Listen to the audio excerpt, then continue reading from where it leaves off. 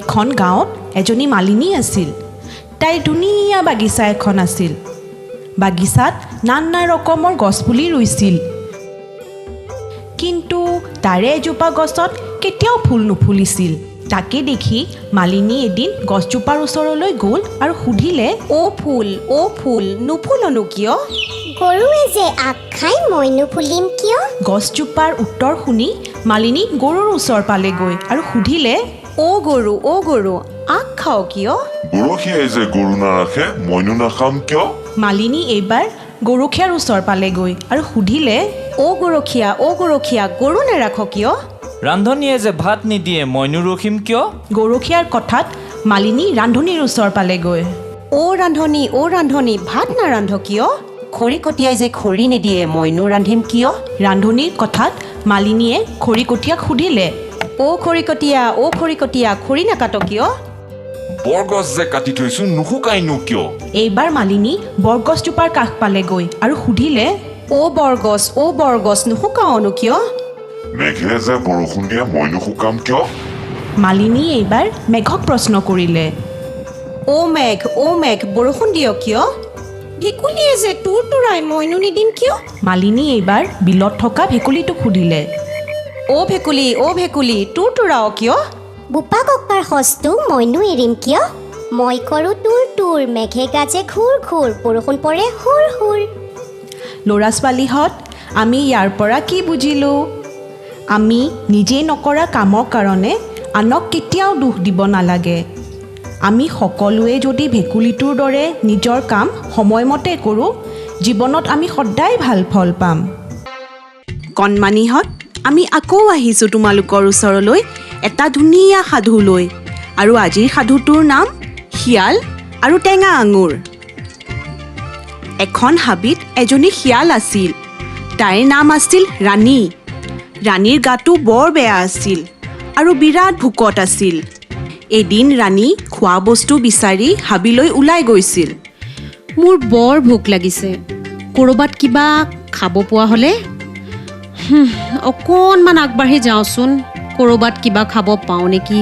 তেনেকৈ কৈয়ে ৰাণী অকণমান আগুৱাই গ'ল। আগুৱাই গৈ তাই দূৰৈত এজোপা গছ দেখিলে। অঁ, সেইজোপা গছ দেখোন, কিহৰ বা গছ? চাওঁগৈ। তাকে কৈ ৰাণী গছজোপাৰ ফালে চোচা ল'লে। ওচৰ পাই ৰাণীয়ে দেখিলে সেইজোপা এজোপা আঙুৰৰ গছ। মজ্জা, এইজোপা দেখোন আঙুৰৰ গছ। ভালেই হ'ল দে, বহুত দিনৰ পৰা আঙুৰ খাব মন গৈ আছিলে। আজি ঠিকছে পেট ভৰাই দবাই খাই দিম। ৰাণীয়ে মন কৰিলে যে আঙুৰখিনি গছজোপাৰ বৰ ওপৰত লাগি আছে। অঁ, আঙুৰখিনি দেখোন বৰ ওপৰত আছে। একো নাই, মই বহুত ওপৰত জঁপিয়াব পাৰোঁ। জোৰেৰে জঁপিয়াই আঙুৰখিনি লৈ আহিম। আজি বাপেকে আঙুৰ খাইহে এৰিম। ৰাণীয়ে আঙুৰ ছিঙিবলৈ বহুতবাৰ চেষ্টা কৰিলে, কিন্তু তথাপিও ছিঙিব পৰা নাছিলে। আঙুৰখিনি বৰ ওপৰত আছে। কি কৰা যায় জানো? আকৌ এবাৰ জঁপিয়াই চাওঁচোন। তাকে কৈ ৰাণী আকৌ জঁপিয়াব চেষ্টা কৰিলে, কিন্তু এইবাৰো সফল নহ'ল। আঙুৰখিনি বৰ ওপৰত আছে। এই আঙুৰখিনি ভাল নহয় চাগে খাবলৈ। মোৰ লাগিছে আঙুৰখিনি টেঙা হয়। আঙুৰখিনি টেঙাই হয়। নেখাওঁ এই টেঙা আঙুৰখিনি। কোন ইমান জঁপিয়াই থাকিব? মোৰতো এতিয়া ভোকো মৰিলে। ঘৰত গৈ শুই থকাই ভাল হ'ব। ঘৰলৈকে উভতি গৈ থাকোঁ নেকি। এনেই ইমান টেঙা আঙুৰখিনিৰ লগত সময় নষ্ট কৰিলোঁ। এনেকৈ কৈয়ে আঙুৰ খোৱাৰ সপোন বাদ দি নিজৰ এলেহুৱা স্বভাৱৰ কাৰণে ৰাণী ঘৰলৈ উভতিল। কণমানিহঁত, আমাৰ সাধুটোৰ পৰা আমি কি বুজিলোঁ? আমি বুজিলোঁ যে আমি যদি নিজৰ এলেহুৱা স্বভাৱৰ কাৰণে কোনো কাম কৰিবলৈ চেষ্টা নকৰোঁ, তেতিয়া আমি ভাল ফল নাপাওঁ। আৰু ফল নোপোৱাৰ বাবে আনক দোষীও সাজিব নালাগে। শিয়ালজনীয়ে যদি কষ্ট কৰা হয়, তাই আঙুৰ খাই নিজৰ ভোক মাৰিব পাৰিলে হয়। সেইকাৰণে তোমালোকে যিয়েই কাম কৰা, এলাহ নকৰি মন পুতি ধুনীয়াকৈ কামটো সমাপ্ত কৰিব চেষ্টা কৰিবা। কণমানিহঁত, আমাৰ সাধুটোৰ পৰা আমি কি বুজিলোঁ? আমি বুজিলোঁ যে আমি যদি নিজৰ এলেহুৱা স্বভাৱৰ কাৰণে কোনো কাম কৰিবলৈ চেষ্টা নকৰোঁ তেতিয়া আমি ভাল ফল নাপাওঁ আৰু ফল নোপোৱাৰ বাবে আনক দোষীও সাজিব নালাগে। শিয়ালজনীয়ে যদি কষ্ট কৰা হয় তাই আঙুৰ খাই নিজৰ ভোক মাৰিব পাৰিলে হয়। সেইকাৰণে তোমালোকে যিয়েই কাম কৰা এলাহ নকৰি মন পুতি ধুনীয়াকৈ কামটো সমাপ্ত কৰিব চেষ্টা কৰিবা। কণমানিহঁত, আমি আকৌ আহিছোঁ তোমালোকৰ ওচৰলৈ এটা নতুন সাধু লৈ। আৰু আজিৰ সাধুটোৰ নাম এজন খৰিকটীয়া আৰু তেওঁৰ কুঠাৰ। এখন গাঁৱত এজন খৰিকটীয়া আছিল। তেওঁ বৰ দুখীয়া আছিল। প্ৰতিদিনে তেওঁ হাবি গৈ খৰি কাটিছিল যাতে দুবেলা দুমুঠি ভাত খাব পাৰে। তেওঁৰ ঘৰটো গাঁৱৰ সকলোতকৈ সৰু আৰু পুৰণা আছিল। আনদিনাৰ নিচিনাকৈ আজিও খৰিকটীয়াজন হাবিলৈ খৰি কাটিব গ'ল। তেনেকৈ খৰি কাটি থাকোঁতে হঠাতে তেওঁৰ কুঠাৰখন নদীৰ পানীত পৰি গ'ল। কুঠাৰখন পানীত পৰাৰ কাৰণে তেওঁ দুখতে ভাঙি পৰিছিল, কাৰণ সেইখনেই তেওঁৰ একমাত্ৰ কুঠাৰ আছিল। নদীৰ পাৰতে বহি থাকোঁতে তেওঁৰ মনত অনেক চিন্তা আহিল। খৰি নাকাটিলে কেনেকৈ তেওঁৰ ঘৰ চলিব, কেনেকৈ ঘৰৰ চৰু জ্বলিব আৰু কেনেকৈ তেওঁ জীৱন নিৰ্বাহ কৰিব। তেনেকৈ চিন্তা কৰি বহি থাকোঁতে হঠাতে তেওঁ পানীৰ পৰা এটা মাত শুনিলে। হেৰা খৰিকটীয়া, তোমাৰ কি হ'ল?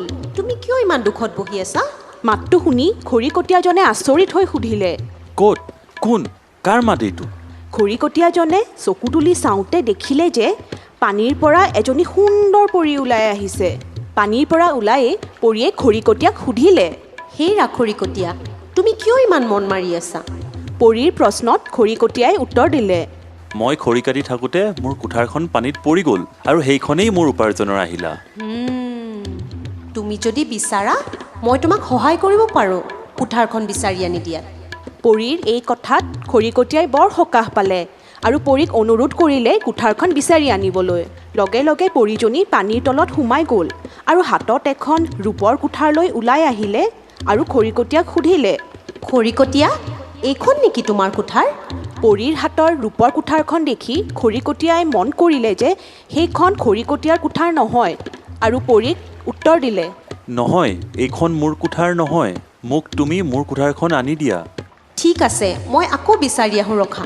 তেনেকেই কৈ পৰী আকৌ পানীৰ মাজত সোমাই গ'ল আৰু এইবাৰ তেওঁ হাতত এখন সোণৰ কুঠাৰ লৈ ওলাই আহিল আৰু খৰিকটীয়াক সুধিলে, খৰিকটীয়া, এইখন হয়নে বাৰু তোমাৰ কুঠাৰ? খৰিকটীয়াই সোণৰ কুঠাৰখন দেখি পৰীক ক'লে, নাই, নহয়, এইখনো মোৰ কুঠাৰ নহয়। তাকে শুনি পৰী আকৌ পানীৰ মাজত সোমাই গ'ল আৰু এইবাৰ খৰিকটীয়াৰ নিজৰ কুঠাৰখন লৈ পানীৰ পৰা ওলাই আহি খৰিকটীয়াক সুধিলে, খৰিকটীয়া, এইখন হয়নে বাৰু তোমাৰ কুঠাৰ? পৰীৰ হাতত নিজৰ কুঠাৰখন দেখি খৰিকটীয়াই বৰ সকাহ পালে আৰু পৰীক ক'লে, হয় হয়, এইখনেই মোৰ কুঠাৰ, ধন্যবাদ মোক মোৰ কুঠাৰখন আনি দিয়াৰ বাবে। খৰিকটীয়াৰ সততা দেখি পৰীয়ে বৰ ভাল পালে আৰু তেওঁক ক'লে, খৰিকটীয়া, মই তোমাৰ সততা দেখি বৰ ভাল পালোঁ। তোমাৰ সততাৰ বাবে মই তোমাক তোমাৰ কুঠাৰখনৰ লগত আন দুখনো উপহাৰ দিলোঁ। আৰু সেই বুলি কৈয়ে পৰীয়ে তিনিওখন কুঠাৰ খৰিকটীয়াক উপহাৰ হিচাপে দি দিলে আৰু পৰী পানীৰ মাজলৈ ঘূৰি গুচি গ'ল। নিজৰ কুঠাৰখনৰ লগত আৰু দুখন মূল্যৱান কুঠাৰ পাই খৰিকটীয়াই সুখী মনেৰে নিজৰ ঘৰলৈ উভতিব ধৰিলে। ঘৰলৈ উভতি গৈ থকাৰ সময়ত খৰিকটীয়াই এজন বেপাৰীক লগ পালে আৰু গোটেই কাহিনীটো ক'লে। খৰিকটীয়াৰ কথা শুনি বেপাৰীজনে মনতে এটা বুদ্ধি পাঙিলে যে তেওঁ হাবিলৈ গৈ খৰি কটাৰ চলেৰে নিজৰ কুঠাৰখন পানীত পেলাই দিব আৰু পৰীৰ পৰা নিজৰ কুঠাৰৰ বিনিময়ত সোণৰ কুঠাৰখন লৈ আহিব। নদীৰ ওচৰ পাই বেপাৰীজনে খৰি কটাৰ চলেৰে কুঠাৰখন পানীত পেলাই দিলে আৰু ভবামতে পৰীজনীও পানীৰ পৰা ওলাই আহি বেপাৰীক সুধিলে, কি হ'ল ককাই, তুমি কিয় ইমান মন মাৰি আছা? বেপাৰীয়ে উত্তৰ দিলে, মোৰ কুঠাৰখন পানীত পৰি গ'ল, মোক বিচাৰি আনি দিব পাৰিবানে? বেপাৰীৰ কথাত পৰী পানীৰ মাজলৈ সোমাই গ'ল আৰু বেপাৰীৰ কুঠাৰখন লৈ ওলাই আহি তেওঁক সুধিলে, এইয়া লোৱা, মই তোমাৰ কুঠাৰখন বিচাৰি পালোঁ। পৰীৰ হাতত নিজৰ কুঠাৰখন দেখি বেপাৰীয়ে লগে লগে উত্তৰ দিলে, নহয় নহয়, এইখন মোৰ কুঠাৰ নহয়, মোক মোৰ কুঠাৰখন বিচাৰি আনি দিয়া। বেপাৰীৰ কথাত পৰী পানীৰ মাজলৈ সোমাই গ'ল আৰু হাতত দুখন কুঠাৰ লৈ ওলাই আহিল। এখন ৰূপৰ আৰু আনখন সোণৰ আৰু পৰীয়ে বেপাৰীক প্ৰশ্ন কৰিলে এই দুখনৰ মাজত কোনখন তোমাৰ কোঠাৰ? পৰীৰ প্ৰশ্নত বেপাৰীয়ে লোভতে সোণৰ কোঠাৰখনলৈ আঙুলি টোৱাই ক'লে সেইখন সেই সোণৰ কোঠাৰখনেই মোৰ কোঠাৰ হয়। বেপাৰীৰ লোভীয়া উত্তৰ শুনি পৰীয়ে বেপাৰীক ক'লে তুমি বৰ মিছলীয়া মানুহ। নহয়, এইখন তোমাৰ কোঠাৰ নহয়। মই তোমাক এখনো কোঠাৰ নিদিওঁ, কাৰণ মই মিছলীয়া মানুহক কেতিয়াও সহায় নকৰোঁ। আৰু তেনেকেই কৈ পৰী পানীৰ মাজলৈ উভতি গুচি যায়।